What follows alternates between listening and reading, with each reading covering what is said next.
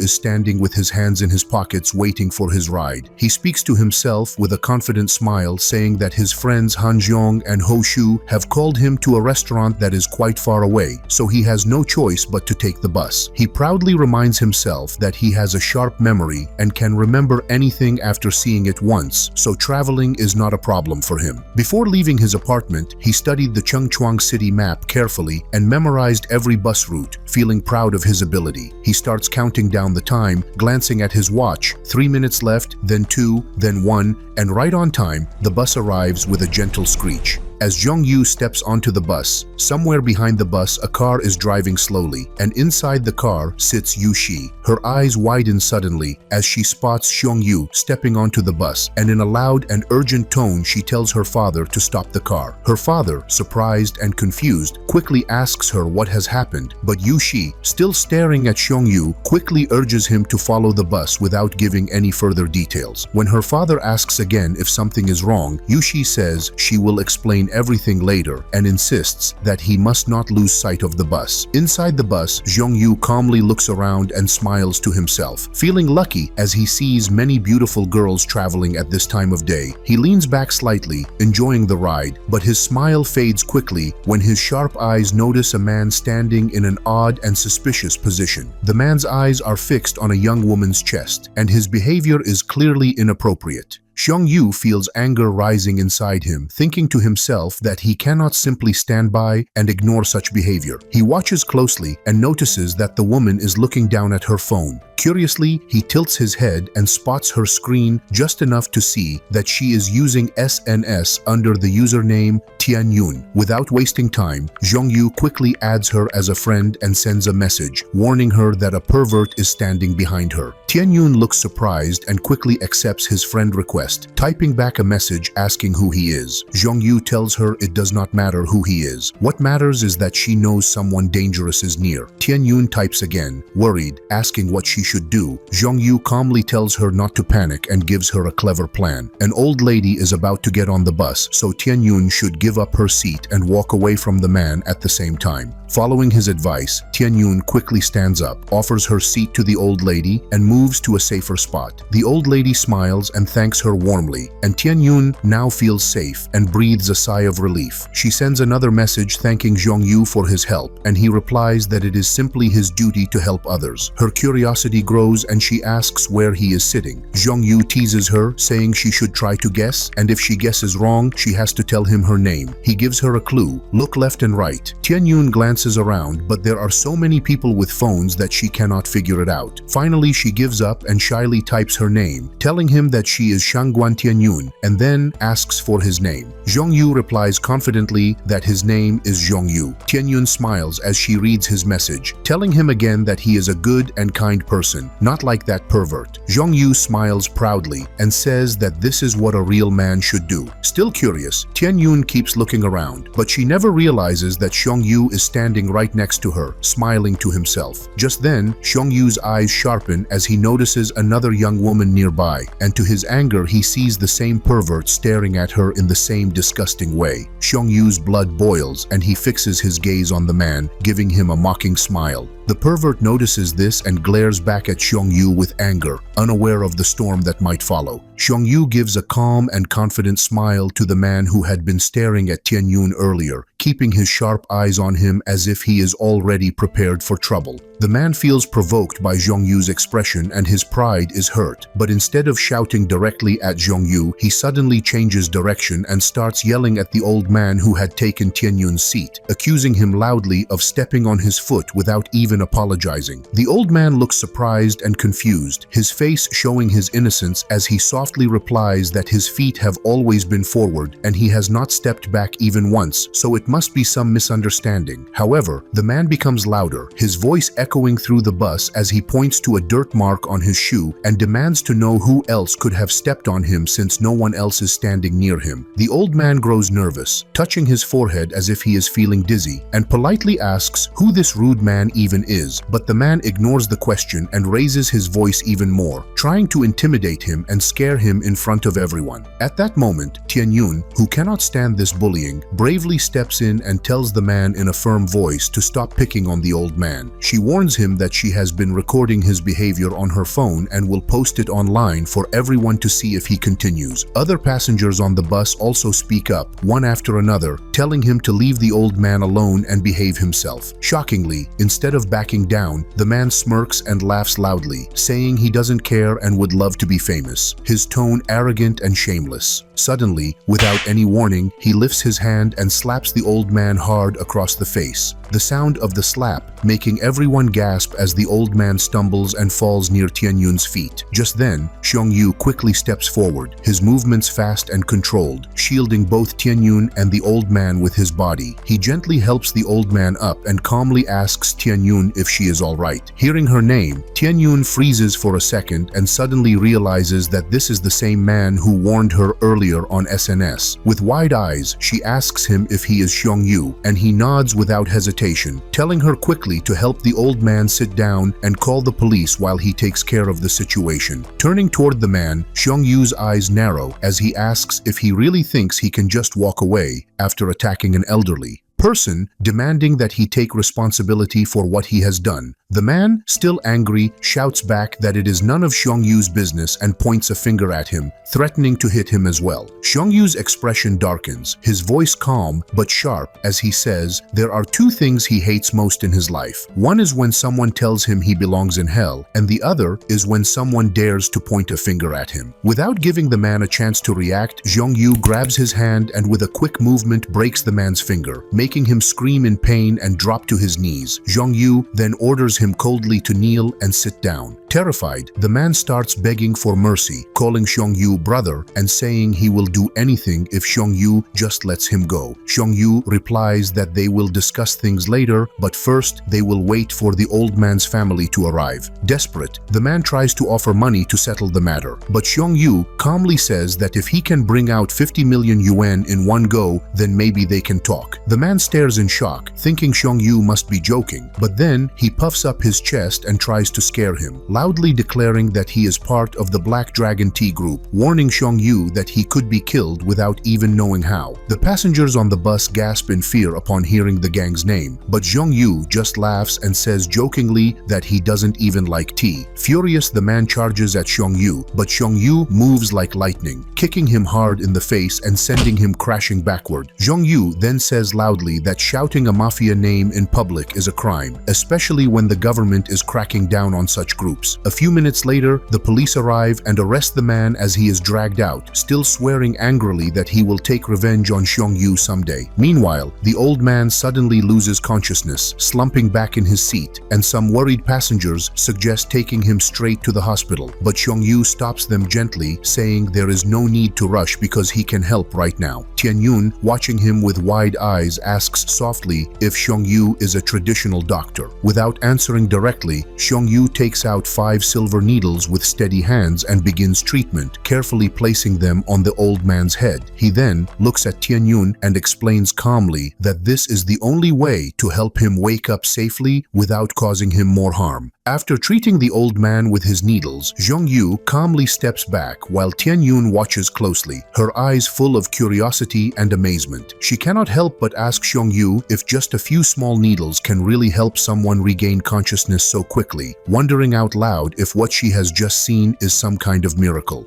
Yu laughs softly and asks with a teasing tone why she doesn't trust his skills, then grins and suggests they make a bet. If the old man wakes up, Tianyun will treat him to lunch, but if the old man doesn't wake up, then Yu will treat her. Tianyun pauses for a second and realizes with a shy smile that no matter who wins this little bet, she will still end up having lunch with Yu, which makes her cheeks warm. A few moments later, the old man fully recovers, his eyes opening and his breathing steady, which makes Tianyun even more impressed by Yu's skill. As Yu gently checks on the old man and gets ready to leave the bus, Tianyun cannot stop thinking about what she has witnessed. She has met many doctors before during her work as a nurse, but this is the first time she has ever seen someone treat a person so effectively with just a few needles. Her mind begins to wander as she wonders if someone like Yu, with his remarkable medical skills, could possibly work at Chungchuang School Hospital one day. Later, as they step off the bus and walk together, Tianyun asks Yu where they will be having lunch. Yu replies casually that the restaurant is near Fuman Restaurant, not too far from where they are now. Meanwhile, in another part of the city,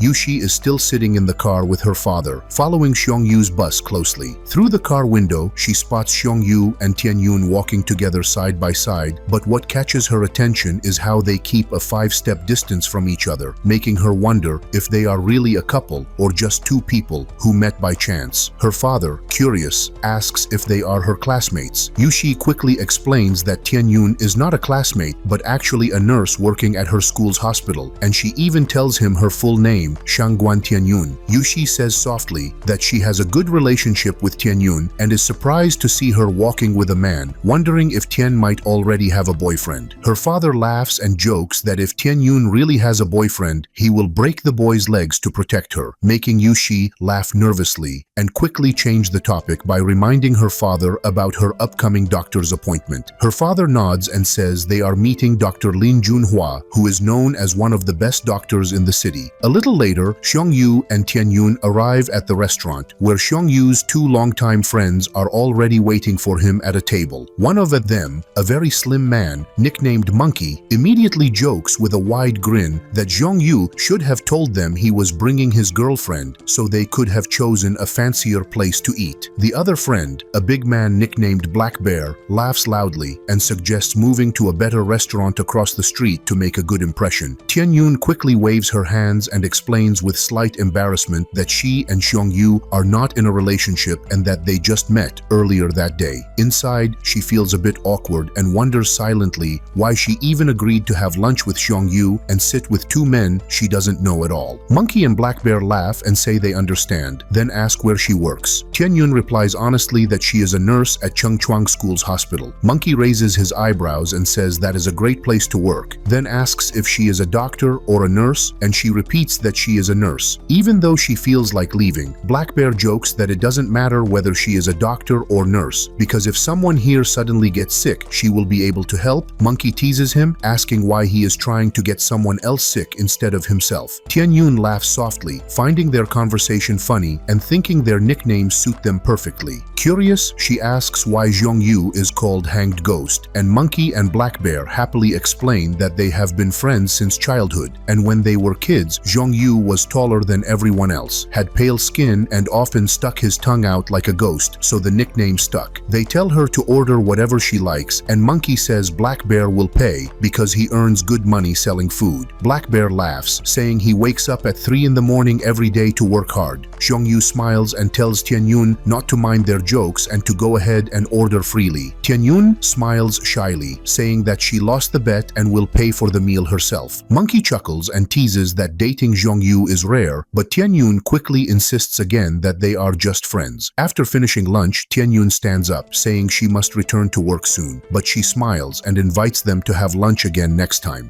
After she leaves, Monkey and Black Bear exchange glances, admiring her figure as she walks away. Yu laughs and says there are many beautiful women at Chungchuang University. Monkey nods with a grin and says that the university feels like heaven on earth but is very hard to get into because of its strict rules. Yu stands up and replies with confidence that he is heading there soon to meet Chu Hongshin, then turns to his friends and invites them to come along. Monkey and Black Bear happily agree, and Yu tells them to pay the bill quickly so they can head out together. After finishing lunch, Yu stretches his arms while Monkey and Black Bear grin mischievously and jokingly tell him to go look for his fiancée, saying they will stay behind and enjoy the endless beauty of Chengchuang University on their own. Yu narrows his eyes at them playfully, calling them ungrateful friends for trying to leave him behind when they all came together. And then he turns his attention back to his main goal, finding Chu Hongshin to discuss something important. As he takes a few steps, feeling the afternoon sun on his shoulders, he suddenly feels a gentle tap on his shoulder. Turning around, he is surprised to see Teacher Tong standing there with a grateful smile on her face.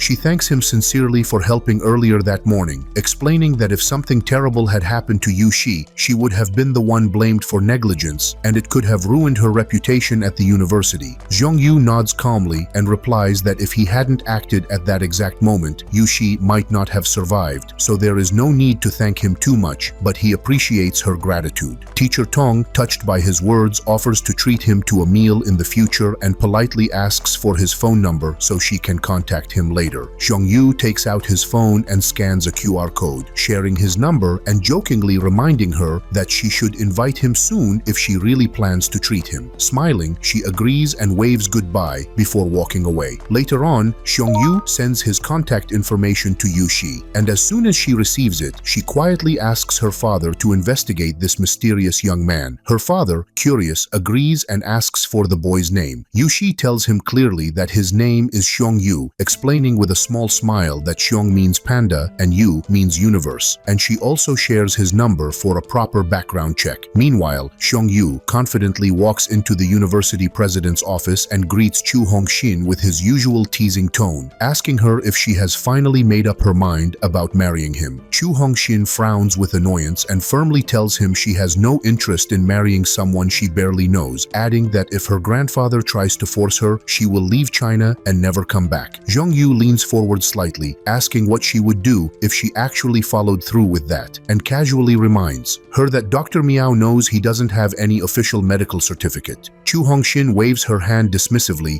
and tells him not to worry because Dr. Miao is her friend and would never reveal his secret. Yu chuckles and says he isn't interested in becoming a doctor at the school anyway. Surprised, Chu Hongshin offers him a starting salary of 10,000 yuan, not including the bonuses from the department, hoping to change his mind. Yu pretends to think deeply and jokes that it's far too low, then mischievously asks for an advance of 3,000 yuan to help him pay his rent, even teasing her by suggesting he could give her a chest massage in return. Chu Hongshin's face turns red with anger and she slaps him across the face, but Yu just laughs and leaves her office with a happy grin, thrilled that he now has the money to pay his overdue rent. As he walks across campus, he suddenly hears someone shouting for help from the schoolyard, a girl's desperate scream piercing the air, repeatedly yelling the word, "Quieten." Realizing immediately that something dangerous is happening, Yu sprints toward the voice. At the entrance of the female dormitory, a staff member blocks his path and says that men are not allowed inside without proper registration. But Yu,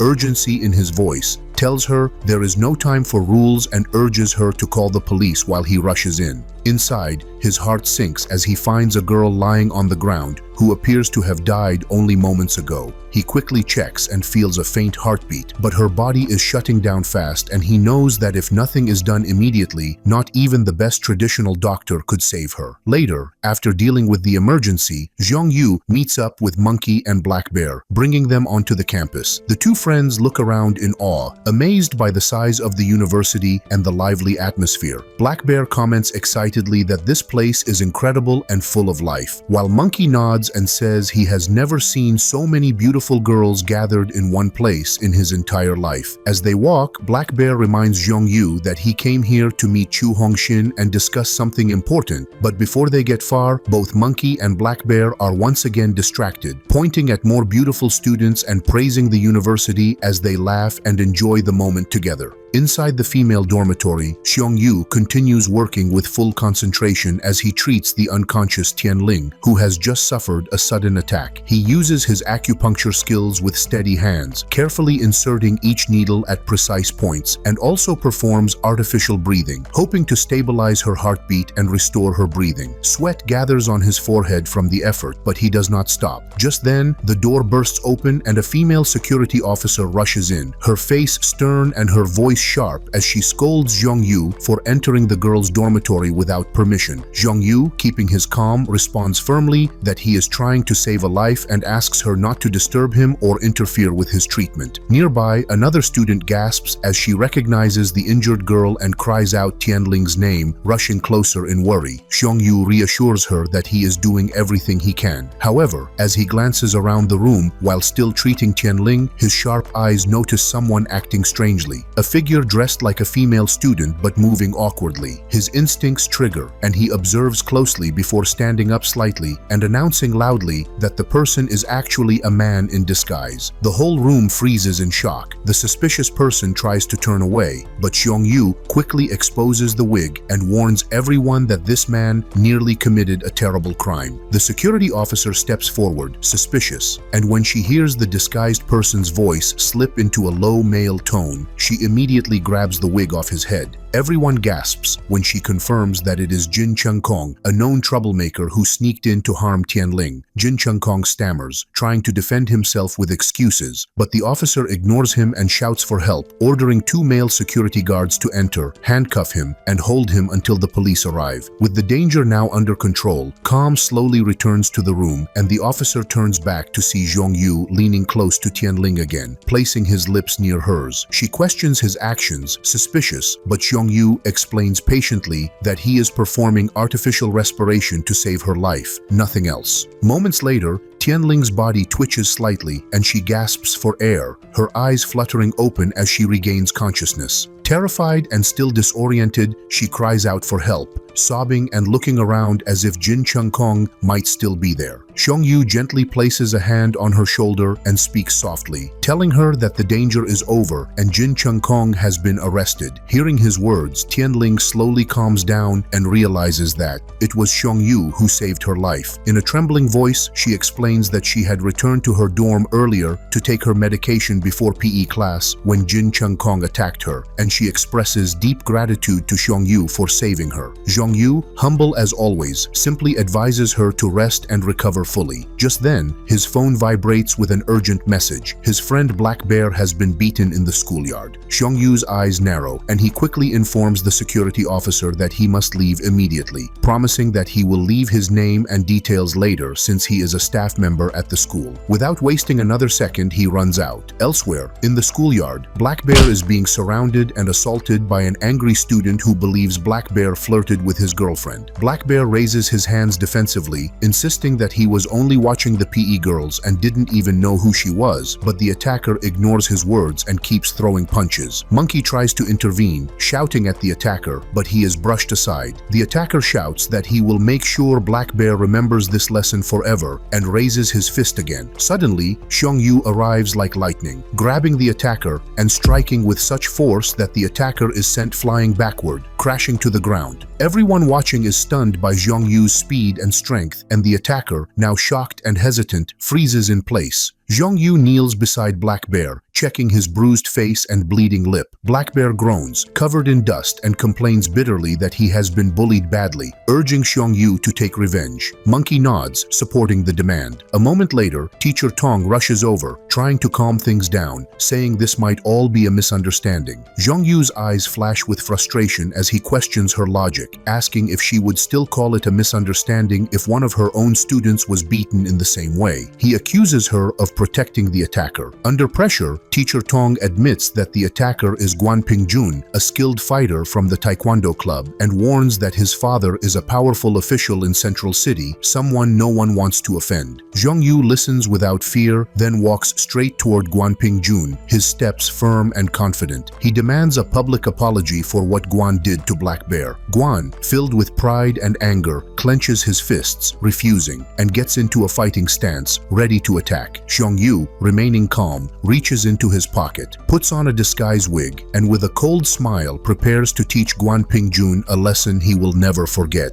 After Xiongyu defeats Guan Pingjun with a precise and painful strike, Guan drops to the ground, clutching himself and crying in agony, begging Shyong not to use such a dirty move again. Xiongyu stands calmly over him, his voice steady as he advises Guan not to raise his leg so high next time because the torn hole in the bottom of his pants shows far too much to everyone watching, making the scene even more embarrassing. Xiongyu casually keeps the wig he had used earlier as a small souvenir, twirling it in his hand before slipping it into his pocket, and then begins to walk away without even looking back. From a distance, another member of the Taekwondo club watches everything in silence, his eyes narrowing as he thinks to himself that he will personally test Guan Pingjun another day. However, Guan, still groaning in pain, waves his hand and insists loudly that he doesn't need anyone's help, his pride still bruised despite the beating. Xiongyu glances back and mocks teacher Tong for earlier calling the entire fight just a misunderstanding, asking her firmly to step aside so he can carry his injured friend to safety. Guan, still sitting on the ground and sweating, calls out with a shaky voice asking Xiongyu for his name, swearing with a clenched fist that he will take revenge one day. Xiongyu looks over his shoulder and replies clearly that his name is Xiongyu, adding boldly that he is always ready to face anyone who comes after him. He tells Guan to stop shouting nonsense and instead get someone to carry him to the school hospital for treatment. Then, without another word, Shyong lifts Black Bear with ease, ignoring Guan's loud threats, and walks away. Black Bear and Monkey stare at Shyong in awe, praising his incredible strength and asking him eagerly to teach them his fighting skills. Shyong smiles and nods, saying he will train them later when there's time. Suddenly, Shyong's phone buzzes and he answers it, hearing his landlady scolding him for forgetting their dinner plan. Without hesitation, Shyong asks Monkey to look after Black Bear for now, and Monkey pats his chest and assures him everything will be handled. Black Bear, still shocked from his beating, rubs his eyes as he watches Xiongyu suddenly leap high into the air, soaring effortlessly over the university wall with a lightness skill that seems unreal, leaving him wondering if the blow to his head has made him see things. Later, Shyong arrives back at the boarding house and apologizes sincerely to the landlady, affectionately calling her fatty sis, explaining that he was delayed because of unexpected trouble at the university. She folds her arms and scolds him in front of everyone for making them all wait. Her daughter smiles happily upon seeing him safe and sound, and several guests have already gathered around the table, including Xiaolin Ting with her young child, and the couple Xiao Rujun and Ling Tianxiang. The landlady proudly introduces them as fellow boarding house guests, explaining where each of them lives, Xiaolin Ting on the floor below Shyong and the married couple just across from his room. She laughs and brags to everyone about Shyong's cooking skills, insisting that he must prepare a special dinner tonight, teasing him that he can repay part of his rent by cooking delicious meals. Shyong accepts with a smile and heads into the kitchen without complaint. Before long, he emerges with dish after dish, preparing 20 plates in total, and as he sets them on the table, he thanks everyone for their patience. He explains that he originally wanted to prepare a royal-style feast but could only manage these dishes due to a lack of ingredients. Even so, the guests are amazed by the beautiful and tasty spread, smiling in delight. Just then, Guan Pingjun appears again unexpectedly, mocking Shyong loudly for showing off his skills. He lunges forward to kick Shyong, but Shyong easily dodges and counters with a powerful strike that sends Guan stumbling back. With a smirk, Shyong mocks Guan, saying that his skill is only equal to what Shyong himself had at the age of 5. Teacher Tong, who is present, watches the clash in surprise, slowly realizing that Shyong's true strength might be far beyond what she imagined. Monkey laughs and shouts for Shyong to teach Guan another lesson, while Guan angrily yells at everyone to stop talking nonsense. Shyong smirks again and says that now he will show them his skill from when he was just 4 years old. Hidden in the shadows, a mysterious man watches closely, licking his palm with a sinister smile and whispering to himself that Xiongyu is very interesting and he wants to challenge him someday. Back in the fight, Guan Pingjun prepares his most dangerous move, lifting his leg high with intense focus. Teacher Tong gasps, recognizing the rumored technique said to be powerful enough to kill a grown buffalo, and she feels her heart race, certain that no ordinary man could survive such a strike. But Xiong Yu remains calm, his voice steady, as he says that a true man never exposes his weak spot and mocks Guan again for being too obvious. At the perfect moment, Xiong Yu strikes the same vulnerable spot with incredible precision, sending Guan collapsing to the ground, completely defeated and unable to rise. Monkey and Black Bear cheer loudly with excitement, and even teacher Tong, catching her breath, admits to herself that all her earlier fears were unnecessary. Xiong Yu is far more terrifying and capable than she ever imagined. Xiong Yu finishes cooking with impressive speed, moving between the kitchen and the dining area with practiced ease, and soon serves the food on the table, filling the air with rich aromas that make everyone's mouths water. The guests immediately begin praising the meal, each taking turns to comment on how flavorful and well-balanced each dish tastes. Xiao Rujun smiles warmly at Xiong Yu and tells him that his cooking skills are truly amazing, far beyond what she expected, and even jokes that her own cooking, along with Ling Tianxiang's and Mrs. Fatty's, cannot compare to what Xiong has prepared tonight. Xiaolin Ting, tasting another dish, nods eagerly and tells Xiong Yu that his food is even better than the meals served at the restaurant where she works. She leans forward with interest and offers to introduce him to her boss, mentioning that the salary could be as high as 4,000 or 5,000 yuan per month. Before Xiong Yu can respond, Ling Tianxiang interrupts with a smug laugh, pointing out that the place Xiaolin Ting is talking about is not even a real restaurant, but just a small street stall with 1 or 2 workers. Xiong Yu calmly replies that he already has a job and has no plans to switch for now. Ling Tianxiang raises his eyebrows, clearly doubting him, and asks mockingly how someone like Xiong Yu, with little education, can possibly have a stable job, then scoffs and asks if he is a sanitation worker. Xiao Rujun tries to stop her boyfriend from saying more, shaking her head, but Ling Tian keeps going, insisting that a person like Xiong Yu can only do low-level work. Mrs. Fatty frowns and scolds Ling Tian for being cruel with his words, reminding him that Xiaolin Ting herself works as a waitress, and what he said could hurt her feelings. Xiaolin Ting responds softly, saying she is not offended and doesn't mind. Xiong Yu simply says in a humble tone that his job is nothing impressive. Ling Tian, feeling the need to brag, begins boasting proudly about how both he and Xiao Rujun worked very hard to get jobs at Long Corporation, one of the top companies in Chengchuang City. Xiao Rujun nudges him to stop, but he continues to show off. Yan Shu, who has been listening quietly, reacts with surprise and asks if they really work at Long Corporation. Mrs. Fatty, curious, asks why she is so shocked, and Yan Shu explains that Long Corporation was founded by Long Yongcheng, the richest man in the city, and it is the dream workplace for many students. She then curiously asks about their salaries, and Ling Tian proudly says they each earn 7,000 yuan per month. He then turns to Xiong Yu with a challenging look and asks about his job and salary. Xiong Yu replies calmly that his salary is 10,000 yuan per month, and everyone at the table falls silent, shocked by his answer. Ling Tianxiang laughs awkwardly, refusing to believe it, and asks how someone without a strong educational background could earn so much. Xiong Yu, still smiling, explains that he actually refused the job at first, but the company insisted and even gave him 3,000 yuan in advance, which he used to pay his rent to Mrs. Fatty. Mrs. Fatty brightens up and happily confirms that it has been 2 months since Xiong paid rent. Yanshu looks at Xiong with admiration, saying she is impressed. Ling Tian, though clearly jealous, forces a smile, congratulates Xiong, and then raises his cup, challenging him to drink together, bragging loudly that he is the drinking champion of the DL Beer Festival and proudly calls himself Mr. 80 Cups. Xiong Yu, without hesitation, replies that he will drink only 4 cups, which makes Ling Tian smirk mockingly and say that a real man should drink more than that, adding that in business, drinking with partners is common and Xiong should speak up if he can't handle it. Time passes, and after an hour, Ling Tian is completely drunk, his face red as he slurs that 1 more cup will kill him. Xiao Rujun quickly stands up, helps him onto her shoulder, and apologizes to everyone for the trouble before thanking Xiong Yu for the delicious dinner, advising Ling Tian not to force himself. As the evening winds down, Yanshu shakes her head and says Ling Tian talks too much and makes students like her from Chengchuang University feel embarrassed. Mrs. Fatty agrees, sighing that Xiaolin Ting even left with her child before finishing the meal. Later, as Xiong Yu clears the table, he casually asks how it feels to get drunk. Yanshu, Xiongyu, still impressed by him, asks why he said he could only drink 4 cups when he clearly drank twice as much as Ling Tian. Xiongyu laughs softly and explains that he didn't lie, he meant 4 cups with no middle finger, but Ling Tian misunderstood him. Smiling, he then tells Mrs. Fatty and Yan Shu that he has to go out for something urgent, but promises to cook more delicious meals for them soon. Yan Shu nods and says she believes him, while Mrs. Fatty waves a finger and reminds him to keep his promise. Just as Xiongyu is about to step out, there's a sudden knock on the door. He opens it, and standing there unexpectedly is Mao Yushi. As Xiongyu opens the door to step out, he is surprised to see Mao Yushi standing quietly outside, looking a little shy but determined. He immediately asks if she is feeling all right and why she didn't stay home to rest after everything that happened earlier. Yushi gives a soft smile and says she feels much better now and wanted to visit the house where he lives to thank him properly. Inside, Yanshu notices Yushi's arrival and happily introduces her best friend to Xiongyu, proudly telling him that this is Mao Yushi, the girl he saved. Without hesitation, Yanshu playfully orders Shyong to cook 2 of his special dishes for Yushi, her eyes watching him closely. She suddenly notices Yushi's cheeks turning red as she looks at Shyong, and a strange thought crosses her mind. Could something be going on between them? Shocked by her own suspicion, Yanshu quickly remembers that Yushi is the daughter of the police department's director, and the idea of Shyong taking advantage of her best friend makes her nervous. To avoid intruding, she quietly decides to leave them alone, asking her mother to help clean up the dinner table while she leads Yushi to sit down. Mrs. Fatty cheerfully starts packing leftovers and even licks the plate clean, joking that Shyong is to blame for cooking such delicious food. Yanshu scolds her mother lightly for being embarrassing, but they both laugh, easing the mood. Meanwhile, Yushi takes a deep breath and begins asking Shyong about what happened earlier in the schoolyard. Shyong tries to act clueless, but Yushi leans forward and insists, wanting to know exactly how he managed to save her. He apologizes sincerely for not recognizing her sooner in that critical moment and explains that he had to act fast to save her life. Still not satisfied, Yushi demands more details, her voice carrying both curiosity and tension. Xiong smirks slightly and says the main method was artificial breathing. Blushing, Yushi hesitates, then asks nervously what the sub-method was. Xiong teases her, implying she seems eager to make him admit that he might have touched her chest while saving her. Embarrassed but serious, Yushi demands the full truth. Xiong leans back and tells her calmly that she has 2 options, hear a comforting lie or the unpleasant truth. When Yushi insists on hearing the truth, Xiong's tone becomes serious as he tells her that if he hadn't done what he did, no one else could have saved her life in that critical moment. Yushi warns him sternly never to cross such a line again, reminding him sharply that her father is the police chief, and with that, she stands up and leaves. Yanshu follows her to the door, inviting her warmly to visit again. When Yushi is gone, Yanshu turns to Xiong with a frown, accusing him of being evil and inappropriate. Xiong calmly looks at her and asks if she really believes he would ever do something so shameless. Before Yanshu can answer, Mrs. Fatty suddenly appears from behind the wall, revealing she has overheard their entire conversation. At that moment, Xiong playfully places both hands on Yanshu's chest as a teasing joke, and she instantly slaps him across the face in anger. Mrs. Fatty storms into the room furious and scolds Xiong loudly for touching her daughter. Yanshu quickly tries to calm her mother down, saying it was not serious, while Xiong, instead of defending himself, quietly walks back to his room, his mind already turning to Yushi's illness. Alone, he thinks carefully about her symptoms, the faint scent of herbs he noticed earlier, and what he has read in his medical texts. He concludes that Yushi's condition cannot be treated with ordinary medicine forever. If she keeps taking the same herbs, she might build resistance, and if that happens, the only path left for her could be extreme danger and even death. He knows he must wait for the right moment to examine her more closely. Meanwhile, as Xiong walks past the window of Tianxiang and Xiao Rujun's room, he hears them arguing loudly. Tianxiang angrily accuses Xiao Rujun of liking Xiong, hurling insults and saying she is nothing compared to him. When Xiao Rujun demands proof of these accusations, Tianxiang's response is a loud slap across her face. Hearing this from outside, Xiongyu stops in his tracks, his fists clenching as anger boils inside him.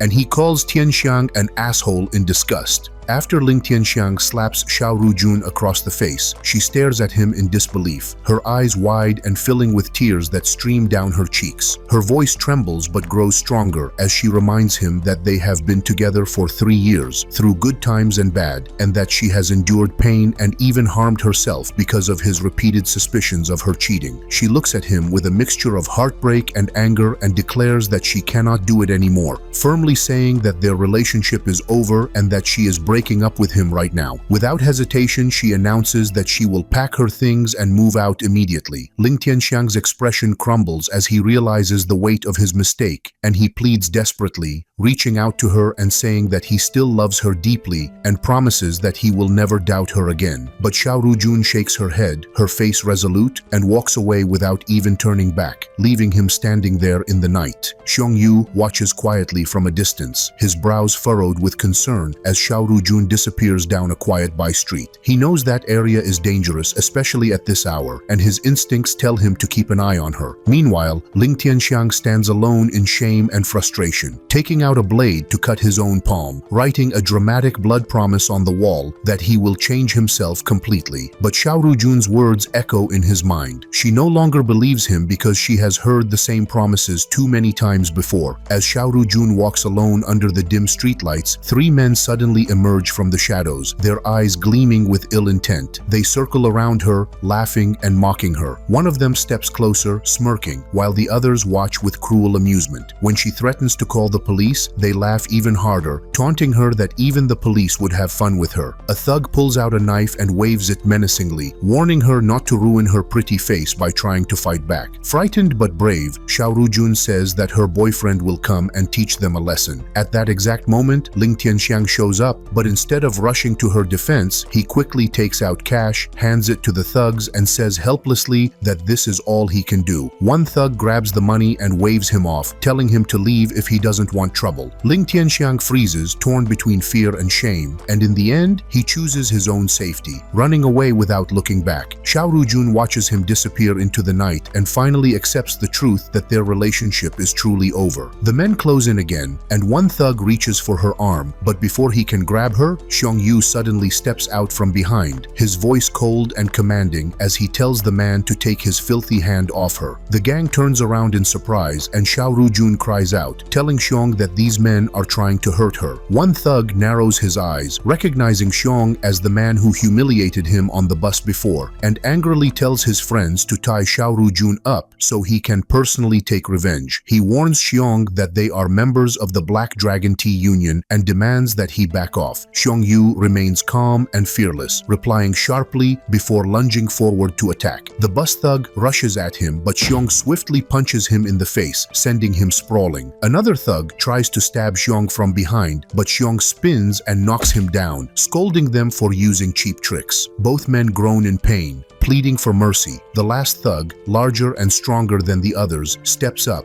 ignoring his friend's warning, but Xiong delivers a flurry of precise strikes, dropping him to the ground as well. All 3 lie defeated, groaning in agony as Xiong warns them never to do such things again. He then picks up Xiao Rujun's wallet from the ground and gently hands it back to her, though the money inside is already gone. Xiong hesitates for a moment, thinking about offering her a safe place to stay, but he worries it might seem inappropriate. Before he can decide, Xiao Rujun, her voice soft and shy despite her bruises, looks up at him and quietly asks if she can stay with him for the night. Xiong Yu gently calms Xiao Rujun, speaking in a soft and reassuring voice as he tells her that he knows traditional Chinese medicine and can use acupuncture to help ease her pain and soothe the wounds left on her body. He offers kindly to let her have the bed while he sleeps on the floor, promising that he will not cross any boundaries. Xiao Rujun, touched by his genuine care, thanks him quietly, her eyes shining with gratitude as Xiong kneels down and carefully unties the rough rope still wrapped around her wrist. They walk together under the night sky, the cool air brushing against them, and Xiao Rujun looks up at him curiously, asking if he truly studied medicine. Xiong Yu nods and explains that he learned traditional Chinese medicine from elders and books, but because he does not have an official license, it has been hard for him to find steady work. Xiao Rujun expresses surprise, knowing how competitive and difficult it is to secure a career in that field, and she begins to look at at him with newfound respect. When they finally reach the boarding house, Xiong-yu notices a dim light glowing in Xiao Rujun's room and frowns. Realizing Ling Tianxiang has already returned, Xiao Rujun forces a small, bitter smile and quietly says she wants to pass by the public restroom window to see what Ling Tian is doing inside. Xiong-yu waits as she slowly approaches, keeping herself hidden in the shadows, and from outside she hears Ling Tian's voice, low and intimate, speaking to another woman. Her heart tightens as she listens. Hearing the woman, Shang Chunlian, remind Ling Tian that they were already together in her office earlier. Ling laughs softly and shamelessly replies that she drives him crazy, making flirtatious remarks that sting Xiao Rujun's ears. Then Shang asks about Xiao Rujun,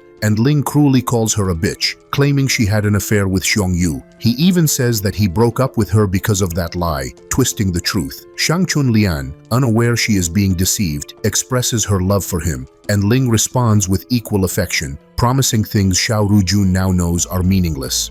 Xiao Rujun's eyes fill with pain, but she clenches her fists and breathes deeply, telling herself firmly that she will move on and prove she can live a happy life without Ling Tian. She walks back to Xiong-yu's room, trying to mask her emotions, and he teases lightly, joking that she took quite a while just to use the restroom. He smiles warmly and tells her that his needles are ready, then asks gently where her wounds are. Xiao Rujun lowers her gaze, explaining softly that her injuries are hidden under her clothing and cannot be seen while dressed. Inside, she reminds herself that she was betrayed first and has no reason to feel ashamed or guilty. She then surprises him by saying calmly that it will be easier for him to treat her if she takes off her clothes. Xiong-yu stiffens slightly, nervous, but quickly regains his composure, saying she does not need to undress, as he already knows where her injuries are. She jokes with a shy smile, telling him he can remove his hands now, but he answers seriously that he is currently helping her blood circulate. She blushes and praises his skill, saying she has never felt anything like it before. Later that night, as they both rest, Xiao Rujun gently insists that the bed is large enough for two and that Xiong should not sleep on the hard floor, adding that she trusts him after everything he has done for her. Xiong-yu nods in agreement but keeps his distance, reminding himself quietly to stay respectful. He focuses his mind and uses his inner discipline to resist any temptation, knowing she now sees him as someone good and dependable. By morning, Xiao Rujun wakes slowly and notices with relief and admiration that Xiong-yu never crossed the line. She quietly praises his self-control in her heart and decides to speak to the landlady about finding another room while Xiong is still asleep. But as she opens the door, she is startled to see Ling Tianxiang standing there with Shang Chunlian, both glaring at her. Their eyes widen in shock as they realize she is coming from Xiong-yu's room, and they immediately begin accusing her loudly. Shang Chunlian mocks her cruelly, suggesting she has already slept with Xiong, while Ling Tian smirks and thanks her for breaking up with him, saying now he is free to be with Shang. Xiao Rujun straightens her posture, her voice steady as she tells them to stop spreading false assumptions. Just then, Xiong-yu appears at the doorway, his expression calm as he places a protective hand on Xiao Rujun's arm and smiles lightly, thanking Ling Tianxiang with confidence, saying that if not for the breakup, he would never have had the chance to meet such a good and remarkable girl. After Xiong-yu's bold statement in front of Ling Tianxiang and Shang Chunlian, Shang pulls Ling's arm gently and tells him that there is no need to waste any more time arguing with someone like Xiong. Ling Tian glares at Xiong with narrowed eyes and warns him in a low, threatening tone that he will be keeping an eye on him from now on, but Xiong simply shrugs with a calm smile and brushes off the threat, walking away without a hint of worry. Xiao Rujun watches him go, still feeling deeply grateful, and she softly thanks Xiong for standing up for her earlier when she had no one else on her side. As they walk a few steps together, she notices the white doctor's coat he is wearing, and with curiosity in her voice, she asks why he is dressed that way instead of in his usual casual clothes. Xiong smiles easily and explains that it is his very first day on the job, so he decided to dress properly and look professional, even though it feels a little different from his usual self. Before he leaves, he turns to her and says playfully that she shouldn't take all his words too seriously, though Xiao Rujun quietly thinks to herself that out of everyone she knows, Shyong is the only one who actually means what he says and keeps his promises. Later that morning, Shyong arrives at Chungchuang University Hospital, taking in the grand building as he steps inside. Vice Principal Chu meets him with a cold expression and reminds him in a firm tone that if he cannot prove his medical skills, he will have to leave the hospital immediately. She instructs him to follow her, but Shyong, staying lighthearted, jokes that she already knows how skilled he is and she need not test him further. Vice Principal Chu ignores his teasing and explains seriously that the hospital has only 5 traditional Chinese medicine doctors, including him, and warns him not to disturb her unless it is necessary. When she glances back to make sure he is following, she frowns as she realizes he has vanished. Meanwhile, Shyong is in another corridor chatting with a friendly female colleague who is pleasantly surprised to see him. He explains that he has just joined the traditional medicine department, and she smiles brightly, happy to have him as a colleague. She offers to treat him to a meal sometime soon, and Shyong grins and says he will wait for her call. After she walks off, Vice Principal Chu appears again, her voice laced with sarcasm as she remarks that Shyong seems very capable of flirting on his first day of work. Shyong teases her back with a grin, saying that she is the only one. In his heart, but Chu warns him sternly never to call her darling again. She then tells him that his department is located on the top floor and that he should go there alone as she has more important matters to handle. Shyong climbs the stairs to the top floor, taking his time to look out the windows and observe the campus below, secretly impressed by the number of beautiful female students walking around. On the way up, he passes another department where male doctors are consulting a nervous-looking female student. One doctor tells her that her endocrine system is unbalanced and advises her to rest, but Shyong cannot resist stepping in. With a calm tone, he explains that based on her symptoms, it is not an endocrine problem at all. She may actually be pregnant. The girl gasps in shock, and the doctor immediately becomes defensive, demanding to know who Shyong is since he has never seen him before. Shyong introduces himself smoothly as a new intern in the traditional medicine department. The doctor snaps angrily, asking why a traditional doctor is interfering with internal medicine cases, but Shyong replies gently that the patient has the right to know the truth about her body and says she can visit his department anytime if she wishes. The male doctor waves him off, telling the girl to ignore him and follow the original prescription. Shyong shakes his head slightly and continues up to the top floor, finally arriving at the quiet and almost empty traditional medicine wing. Looking around at the silent halls, he comments aloud that perhaps this is why other doctors look down on him. He knocks on a wooden door and calls out loudly, introducing himself as the new doctor. An elderly man steps out with a warm smile, welcoming him. The man introduces himself as the chairman of the department and says Vice Principal Chu already informed him about Shyong's arrival. He explains that the department is calm and not very busy and hopes Shyong is ready for a lonely environment. Shyong replies sincerely that he came to help people, not to chase money or fame. The chairman nods approvingly and says Chu has brought them a good seed. He heads off to prepare some herbal medicine, mentioning that things are often slow and they sometimes go 2 weeks without a new patient. Just then, a knock sounds at the door again. The chairman answers and Shyong looks up, surprised and curious as he hears a familiar voice outside.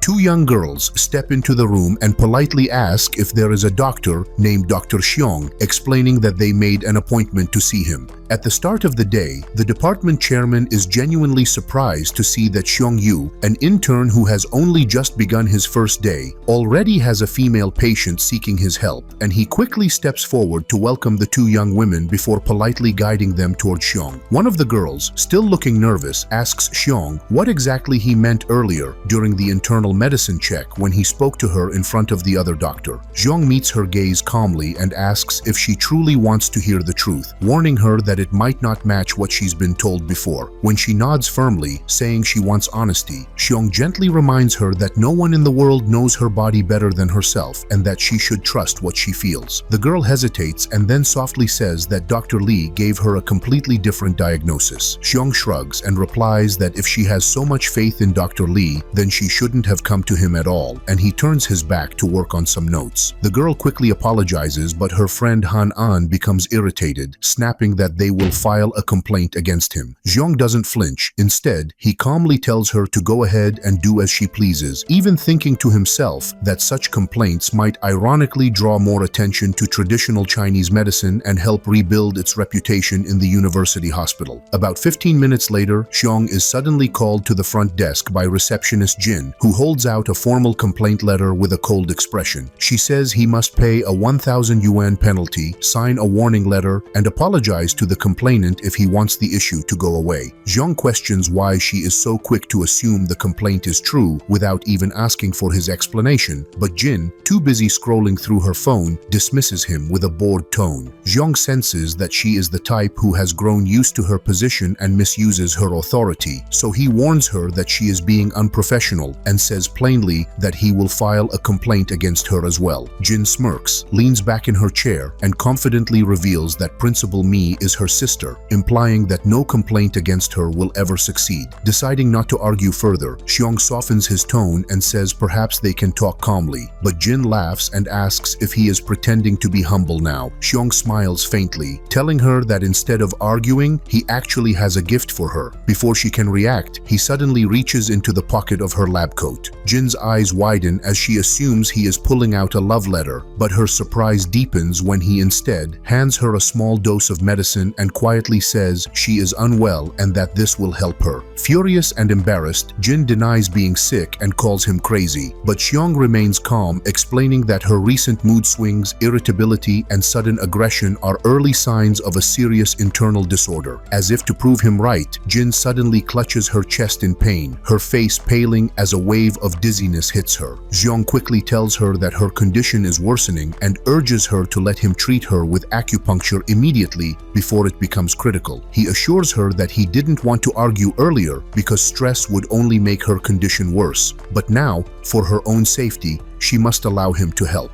At that moment, Tianyun rushes in and sees Jin groaning in distress. Alarmed, she asks what's happening, and Shyong urgently tells her to run to the traditional medicine office and bring his medical bag. Tianyun nods without hesitation and dashes away. Just then, Dr. Lee arrives, brushing past Shyong and declaring that he will handle the treatment, accusing Shyong of being unqualified and telling him to leave. Shyong, anger rising, grabs Dr. Lee by the tie and calls him a quack, warning that interfering could cost the patient her life. Dr. Lee snaps back, shouting that Jin is in a dangerous deanimation stage and that any delay could be fatal, saying Shyong will take the blame if she dies. Meanwhile, Tianyun reaches the quiet Chinese medicine room, quickly scanning the shelves and tables, but as she searches for Shyong's medical bag, her hand brushes against something unexpected, a worn-out, clearly used bra lying in the corner. She freezes, staring at it in disbelief, her mind spinning as she wonders why such a thing would even be in the hospital's traditional medicine room. Tianyun rushes back with Xiangyu's medical bag still in her hands, her breathing a little heavy from hurrying through the halls. She quickly hands it over, and Shyong, noticing her slightly flushed face, pauses for a second and asks softly if she is feeling all right. Tianyun lets out a small laugh and waves her hand, saying it is only because she ran so fast, and there is nothing to worry about. Deep inside, though, her mind drifts back to the strange bra she saw earlier in the traditional medicine room. It puzzled her, but she shakes the thought away for now, convincing herself that Shyong does not seem like the kind of man who would do something like stealing a woman's underwear. Shyong thanks her and tells her gently that he can handle Manager Jin's situation on his own. Tianyun smiles and nods, telling him that she will go change into fresh clothes and will come back soon to buy him lunch. As she walks away, she silently makes up her mind to ask Shyong about the odd discovery when she returns. Left alone, Shyong immediately shifts his full focus onto Jin, who is still lying unconscious on the bed, her breathing shallow. Knowing she is already in the dangerous deanimation stage, he realizes he must act quickly. Just then, Dr. Lee storms back into the room, his eyes widening as he sees the large acupuncture needle placed so close to Jin's face. He sharply questions Shyong, asking why he would use such a big needle in such a sensitive area. Shyong, unshaken, answers with a trace of sarcasm, saying he could have chosen a smaller one if Dr. Lee preferred, but it is already too late. The acupuncture is complete. Dr. Lee, caught off guard by Xiong's confidence, asks carefully if the treatment actually worked. Xiong calmly replies that if Dr. Lee truly wants to thank him, he is welcome to send gifts to the traditional medicine department instead of just words. When Dr. Lee criticizes the way Jin was positioned for the treatment, Xiong simply responds that this is his method and assures him that she will recover soon. Inwardly, Xiong cannot help but admit to himself that despite Jin's brash and aggressive nature, her body is in remarkably good shape, which makes saving her much easier. Moments later, Jin slowly opens her eyes, confusion clouding her expression as she asks softly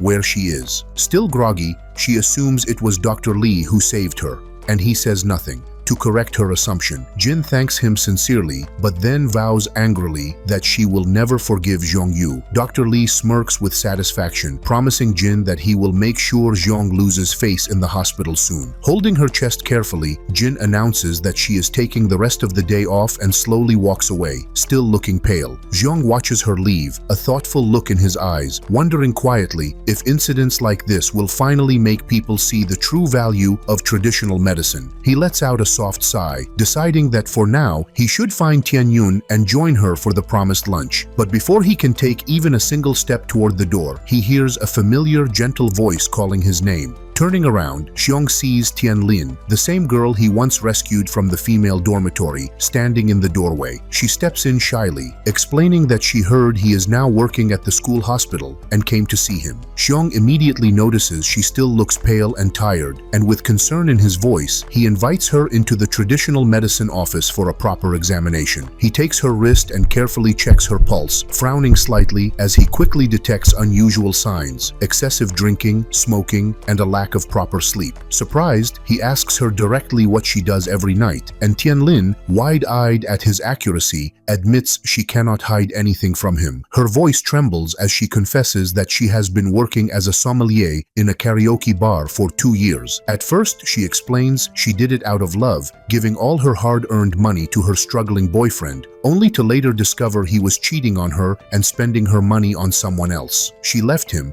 but he later disguised himself as a girl and tried to kill her in the dorm, a moment Xiong himself had stopped. When Xiong gently asks why she continues to work there, Tianlin finally reveals through her tears that the karaoke bar is controlled by the Black Dragon Tea Commune, and every time she tries to quit, they threaten her life. Overwhelmed and exhausted, she breaks down crying, her shoulders shaking as she whispers that she has never told anyone about this before, thanking Xiong again and again for listening as he reaches out to comfort her, speaking in a calm, steady voice, assuring her that she is safe now and he will help her however he can. After giving Tianlin her prescription and gently reminding her to follow the treatment for 2 weeks before returning for a checkup, Xiong Yu watches her leave, feeling a mix of worry and determination in his chest. He knows the Black Dragon Tea Commune is dangerous, and seeing their name come up again makes him silently vow that one day he might have to step in and put an end to their threats. Just as he is lost in thought, a soft, familiar voice calls from behind. It is Tianyun, smiling brightly and asking why he is standing there with such a serious look on his face. Her cheerful tone lightens his mood, and she invites him to join her for lunch. Xiong Yu nods with a small grin and calls Monkey and Black Bear to come along too, and together the group sets off down the busy street. As they walk, Tianyun offers Xiong the honor of picking the restaurant, but he admits with a chuckle that he is not very familiar with places nearby, so she suggests a well-known fish grill restaurant called Hua Tianda, which is especially popular among Chengchuang University students. Xiong agrees without hesitation, and they make their way there. Walking behind them, Monkey lets out a dramatic sigh, telling Black Bear that he wonders when he will ever get lucky enough to have a pretty girlfriend like Tianyun. Black Bear bursts out laughing and teases him, joking that it will only happen when there are no men left on Earth. The two laugh so loudly that people passing by turn to look. When they arrive at Hua Tianda, Tianyun explains with pride that this restaurant is a student favorite and promises to order something special for everyone since it is Xiong's first time there. Xiong thanks her, letting her take the lead. Suddenly, a cheerful voice calls out his name, and Shyong turns to see a girl approaching. It is Aoyang Fei Wu, dressed so differently that Shyong barely recognizes her at first. She walks up with a shy smile and apologizes for filing a complaint about him earlier, saying she couldn't stop her friend from doing it. Shyong responds calmly, telling her it is no big deal and not to worry. As they talk, Shyong can't help but notice her figure for a second before quickly focusing back on her words. He then invites her to join them at the table, but Fei Wu shakes her head and explains that she is not alone. She is here with her boyfriend. A moment later, her boyfriend walks over, and to everyone's surprise, it is none other than Guan Bingjun, the same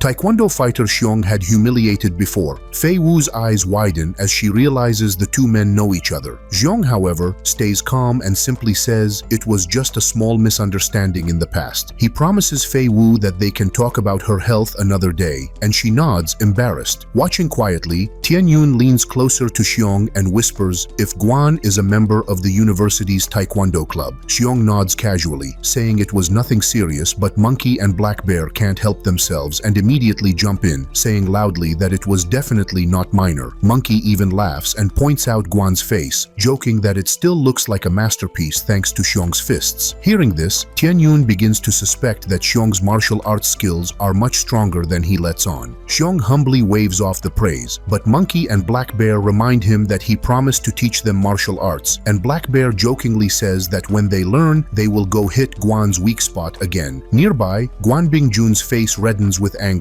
and Fei Wu hurriedly tries to calm him, whispering that Shyong is not a bad guy. But Guan explodes in fury, accusing Fei Wu of siding with Shyong and betraying him. Fei Wu's face falls, and she finally decides to tell him the truth. She blurts out that Shyong mentioned she might be pregnant. Guan freezes in shock, stuttering as he denies it, claiming he always took precautions. Fei Wu, hurt, says she has no idea how it happened, but Guan's mind twists with suspicion. His calm facade vanishes, and he suddenly accuses both Fei Wu and Shyong of plotting together, saying they are trying to trick him for money. In a fit of rage, he pulls out his wallet, throws a handful of bills onto the table, and yells that she can use it to get an abortion if that's what she wants. The sound of his shouting makes other diners turn their heads, and the air at the table grows tense. Fei Wu's face reddens with anger and shame, and she glares at him, calling him a heartless bastard in front of everyone. Around them, before the wallet even hits the floor, Xiong Yu smoothly flicks out a silver needle, pinning the wallet mid-air with calm precision, and everyone around gasps at his quick reaction. He tells Guan in a steady tone that a man who takes out his anger on a woman is not a real man at all, his words sharp but controlled. Tianyun, sitting close by and watching with wide eyes, leans forward and asks if what Xiong just did was some special martial arts move. But before Xiong can explain, Guan snaps at him in anger and yells for him to stay out of his personal business. Guan turns to leave, muttering that he has no time to waste, but Xiong steps in front of him and tells him to apologize to Fei Wu right now. Instead of apologizing, Guan hurls more insults and challenges Xiong to a bet, declaring proudly that if he wins, Xiong must work as his subordinate for 1 whole month. Xiong accepts but confidently adds his own condition, saying that in 3 months his friend Black Bear will defeat Guan in a proper fight. Everyone is shocked. Monkey tugs Xiong's sleeve and whispers that this is too risky, but Xiong calmly smiles and says that 2 months is more than enough time to train his friend. He explains that training will not only make Black Bear stronger, but also give him more confidence, especially when dealing with girls, making Black Bear blush a little.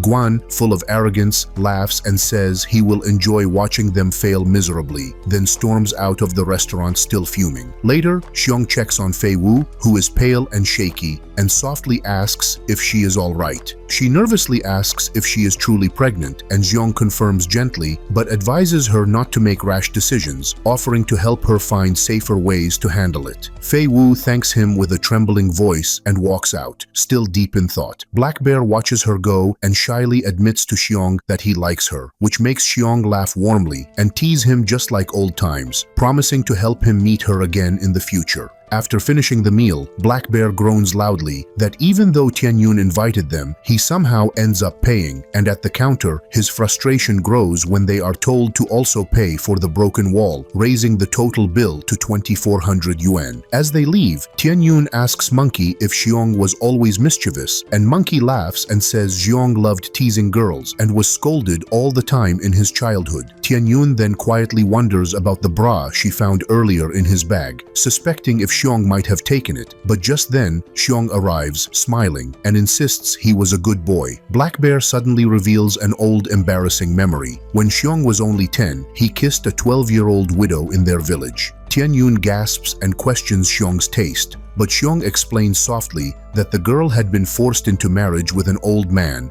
and became a widow by 14, his voice carrying a hint of sadness. He gazes out of the restaurant window and, in a quieter tone, confesses that he once kissed Tianyun herself before she left on a long journey, hoping she would remember him. He admits it has been 10 years since they last met and wonders softly if she is married now, though deep inside he believes fate might still bring them together again. Since Tianyun has work in the afternoon, Shyong decides to take Monkey and Black Bear back to the traditional medicine clinic to begin training immediately. Black Bear groans, saying 3 months is still far away, but Shyong insists starting early is best. Elsewhere, the restaurant receptionist makes a secret call, reporting that Shyong, Tianyun, Monkey, and Black Bear have left, then tells someone to inform Master. In a private room not far away, a woman named Wang Zhenhuang, known as Wang Widow, stands by the window with a sly smile, wondering aloud if her link to Xiong Yu is something truly special or merely a passing spark. Xiong's friends ask him if he is sure that this technique will work and can help them enhance their martial arts skill. Xiong assures that these are the basics and mentions that if they focus on these type of things, then they will surely master martial arts in no time. They then decide to trust their dear friend's word. Monkey wastes no time before starting practicing on the pole, while the other asks him to do it quickly so he can do it as well. Xiong proceeds to leave, telling them that they need to practice this for at least 40 minutes every day, and mentions that this technique will work after a week. Xiong silently hopes these guys won't blame him since they were the ones wanting to do this exercise. Just then, Xiong receives a phone call from Chu and has no idea why she is doing so. He then picks it up, asking Chu if she has changed her mind on marrying him, referring to her as darling. However, Chu says that she is no mood to mess with Xiong and asks his deal with Jin Lian. Xiong realizes that she is asking about and says that it's a long story. Chu then decides to leave the topic behind, giving the benefit of the doubt to Xiong. She then switches to another topic, asking Xiong about Miao Ran inviting them over at dinner, though she mentions that it won't be a big deal if he can't make it. But before she can finish her sentence, Xiong quickly agrees to over the invite, adding that he hasn't had a chat for so long with Miao Ran anyways. Chu then turns to Miao Ran and tells her that she has no objection over her inviting Xiong Yu, but she also wants to invite one person. Miao Ran happily agrees, saying that more people means more fun. Miao Ran then decides to question Chu why she hates Xiong so much. To this, she mentions that she hates his overconfidence, prompting Miao Ran to point how Xiong is actually pretty brilliant. Meanwhile, Xiong is walking over to the designation location, hoping that it's not about Jin Lian cursing him. Just then, Ye Tianling appears from behind and recognizes Dr. Xiong, calling out his name. The first thing Xiong asks her is if she is working at KTC again. He then takes a good look at her face and sees that it is turning pale, prompting Xiong to advise Ye Tianling to stop working at that place. But she tells Xiong not to worry about it anymore, as she plans to take care of it and head to the Black Dragon Tea Commune. But Xiong quickly says that they are bad guys and that it's not a good idea for her to go there alone. In response, Tianling says that if she hands over the compensation fee, then they will let her go. Since she is getting late, she excuses herself and decides to leave. Meanwhile, Xiong thinks about how beautiful Tianling really is and feels disappointed in his grandfather for wishing for his grandson to marry Chu. However, Xiong sets his head straight and thinks about how his fate is to work in that school before getting married. Just then, Miao Ran arrives from behind and greets Dr. Xiong. She then congratulates him for starting working in their school. But Xiong shows modesty, stating that it's only due to Chu's help. However, Miao Ran sees past Xiong's modest behavior and thinks that he will be the best doctor in just a matter of couple of months. Xiong then asks Miao Ran if she has booked a table for dinner yet. In response, she reveals that Chu has already booked one and points out out at a fish store. Shyong seems to be aware of this fish store and Miaoran adds that Chu booked it a week ago. Just then, Shyong spots Ye Tianlong walking past him with the same goons from Black Dragon Gang as earlier. Miaoran asks Shyong if he has forgotten something, noticing his strange behavior, but he dismisses the comment, saying that he just spotted some friends. Moreover, he decides not to pay it any attention and continue towards the dinner. Along the way, Shyong asks Miaoran if she thinks Chu has decided to amend things with him, that's why she has invited him. Miaoran then asks him to see for herself, pointing towards a door. Very happily,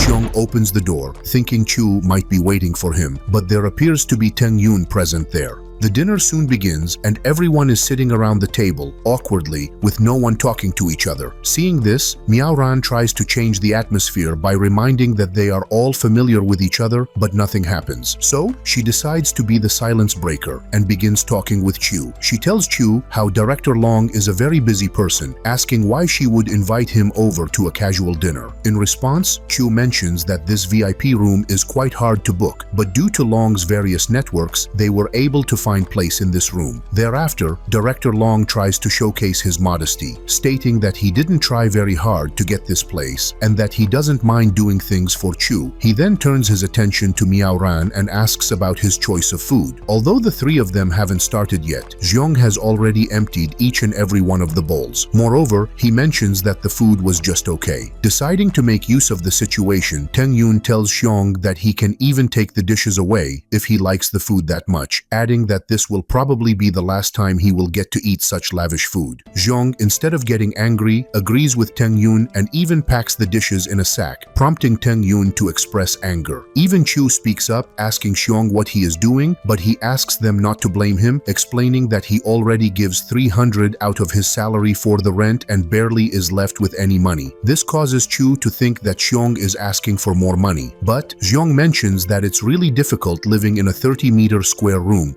Miaoran expresses amazement over the fact that a person can even live in such a small space. But Teng Yun doesn't let this opportunity go to waste either. He decides to humiliate Shyong further by saying that people are poor for a reason. He mentions that laziness is the major key to poorness. Shyong jokingly agrees with Teng Yun again, saying that it must be due to Teng Yun's hard work that he is so successful now. Teng Yun gets trapped in Shyong's rage bait and mentions that people like Shyong can only dream to be on the same level as him, but Shyong tells Teng Yun that he has nothing admirable in his personality. He even mentions that his middle-class life the truest and the best. Meanwhile, Chu cannot believe that a smart person in her eyes, such as Teng Yun, can get trapped in Shyong's words, but she is still adamant on canceling the engagement. Teng Yun then tells Shyong that he and Chu have no chemistry with each other, questioning why he can't let them be a couple. Shyong then asks him if he is truly serious for Chu. However, Teng Yun hesitates a bit before confirming that he is. Shyong then mentions that it's a lie, but Chu asks them to stop arguing, reminding that it's a farewell dinner for Miaoran. Shyong then decides to go and grab some drinks. As he is walking down the hallway, Shyong hears some disturbance in the room beside theirs, so he decides to check it out. Inside the room are the two goons from earlier, Hong and Ali, along with Tianlong, who is completely drunk and visibly not in her senses. Meanwhile, the two goons are all over her as Tianlong pleads for Hong to terminate her contract, but she then falls onto the couch after the two goons push her. She then begins begging for them not to do anything inappropriate, but they have no intention of leaving. Shyong arrives just in time and knocks out the two goons yet again. As they are both taken care of, Tianlong gets up and sees that it's Shyong who has saved her once again. This time, she decides not to let him go unpaid and catches him from the pack, ready to express her gratitude. At the same time, Shyong tells her it's not a good idea since she is quite drunk.